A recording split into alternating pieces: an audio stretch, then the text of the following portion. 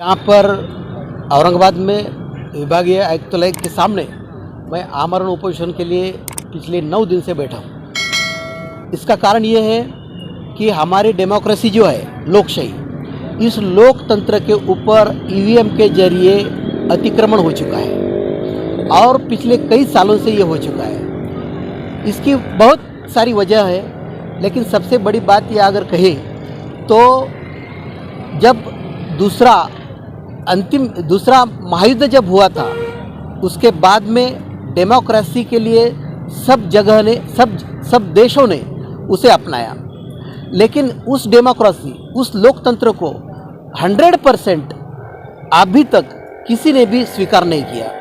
इसका मतलब ये है कि जो ह्यूमन राइट्स कमीशन है, जो यूनो का 10 दिसंबर 1948 में उसका जन्म हुआ, तो उस दिन से आज तक पूरे देश में, पूरे वर्ल्ड में ह्यूमन राइट्स कमीशन का जो भी चैलेंज है वो कभी किसी ने स्वीकार नहीं किया।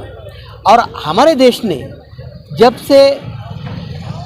से इस देश ने डेमोक्रेसी अपना ली और संविधान दिन 26 नवंबर 1949 से लेकर आज तक ये 74 साल के अंदर, 74 साल के अंदर हमारे देश में अगर संविधान के ऊपर सभी देश 100% अगर चला होता तो आज हमारा देश का हर नागरिक और शेतकरी कभी भी आत्महत्या के उम्र पर नहीं चल पड़ता था। इसका कारण यह है कि हमारे सभी पॉलिटिकल पार्टीज, सभी प्रशासन की व्यवस्था, इन सब ने आज तक कभी भी संविधान के तहत अपना देश नहीं चलाया। अगर देश चलाया होता तो कभी भी हमें मुसीबत नहीं आती, महंगाई हो, बेरोजगारी हो, किसी भी तरह की हमें तकलीफ नहीं होती। लेकिन हमारी मांग अभी तक यही है कि ये सभी जितने भी तकलीफ है, जितनी भी मुसीबतें हैं, ये सभी मुसीबतें संविधान के खिलाफ जो लोग जा रहे हैं उनकी वजह से बनाई गई है। इसीलिए हमारी मांग ये है कि भारतीय संविधान के तहत अनुच्छेद क्रमांक 324 से लेकर 329 तक जो भारतीय निवडणूक आयोग है, मुख्य निवडणूक आयोग है, जिसका पूरे तरीके से उसे हकदार है कि ये जनता को, इस आम आदमी को, सभी देश के आम आदमी को अपनी सार्वभौमता, धर्मनिरपेक्षता, स्वातंत्र्य, समता, न्याय और बंधुता, ये सभी उन्हें आविष्कार करने के लिए उन्हें चैलेंज है संविधान के तहत। इसीलिए इस देश के पूरे आम आदमी की तरफ से मैंने चैलेंज किया है कि अगर तुमने ईवीएम्स के जरिए ये इस देश के इलेक्शन बंद कर दिए तो निश्चित रूप से मैं ये कहूँगा कि ईवीएम हटाओ, संविधान लोकशाही बचाओ।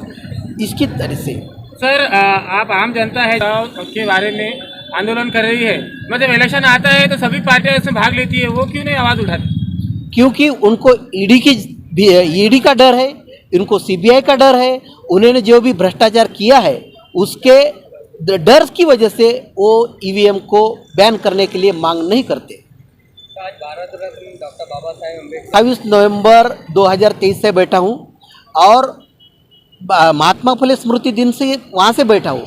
2.5 महीना पहले मैं इलेक्शन कमीशन चीफ को निवेदन देकर ये ऐलान किया था कि 26 नवंबर 2023 तक आपने अगर ईवीएम नहीं हटाए और वैसी घोषणा नहीं की तो मैं 28 नवंबर से अनशन पर बैठने वाला हूँ और उसकी तहत मैं यहाँ पे बैठा हूँ। अगर आपकी मांगनी पूरी नहीं हो तो अगला कदम क्या होगा? अगला कदम 26 जनवरी को मैं चीफ इलेक्शन कमीशन दिल्ली, वहाँ पर मैं अनशन में बैठने के लिए पूरे लोगों के साथ जाने वाला हूँ। सर, आपको कौन कौन सी पार्टी का पाठुंबा है अभी यहाँ?